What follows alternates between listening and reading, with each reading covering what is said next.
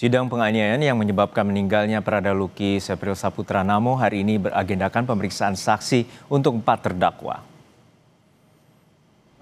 Terdakwa Pratu Ahmad Ahdah, Pratu Emiliano de Araujo, Pratu Petrus Nong Brian Semi, dan Pratu Aprianto Rede Raja dihadirkan dalam sidang hari ini. Dari 6 saksi yang dihadirkan auditor, 2 diantaranya merupakan dokter yang menangani almarhum Pradaluki, yakni Kadinda Bibiana dan Gede Rastu Ade Maharta.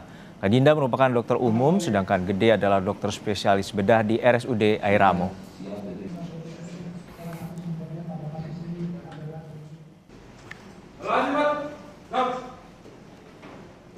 Kalau kata orang Upang, sonde ada yang ditutup-tutupi. Paham ya?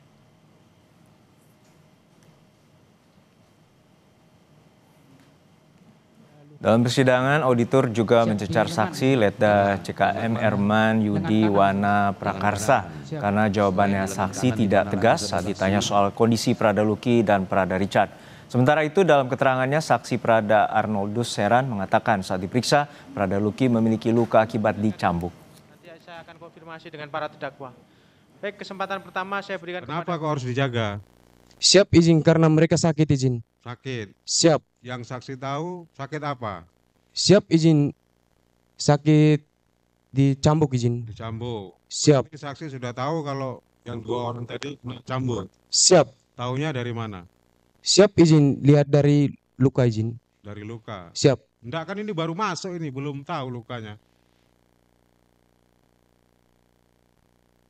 Bahwa udah tahu tadinya dicambuk. Siap. Masuk situ. Siap. Saksi ikut nyambut. Siap izin yang mulia. Saya langsung ke mereka izin, mereka berdua saya tanya. Lah iya. Dalam sidang kasus kematian Pradaluki, hakim juga menanyakan soal penyebab kematian Pradaluki kepada saksi dokter RSUD Airamo. Saksi dokter mengatakan salah satu penyebab kematian Pradaluki adalah gangguan pernafasan akut. Meski demikian, untuk mengetahui penyebab pasti kematian Pradaluki hanya bisa diketahui lewat proses otopsi. Dalam diagnosa kematian almarhum di tanggal 7 itu disebutkan juga bahwa salah satu penyebab kematian almarhum itu adalah ARDS, Acute Respiratory Distress Syndrome, atau kayak gangguan pernafasan akut. Apakah itu ada korelasinya dengan yang saudara sampaikan tadi?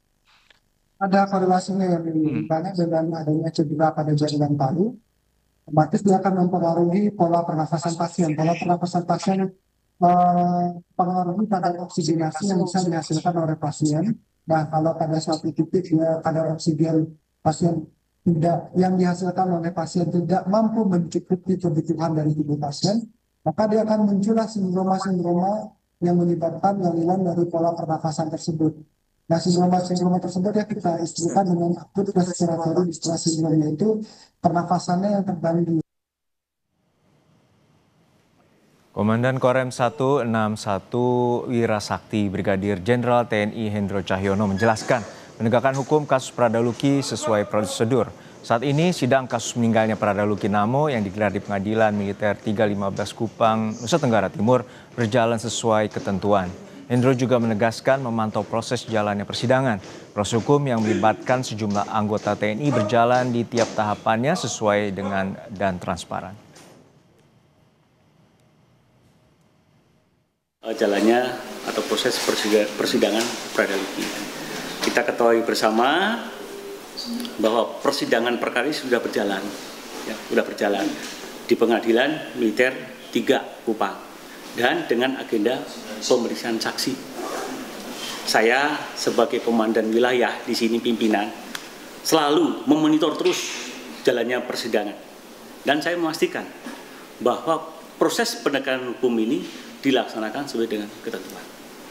Mulai dari penyidikan, pelimpahan perkaranya ke berkasnya ke auditor militer, semua transparan semua.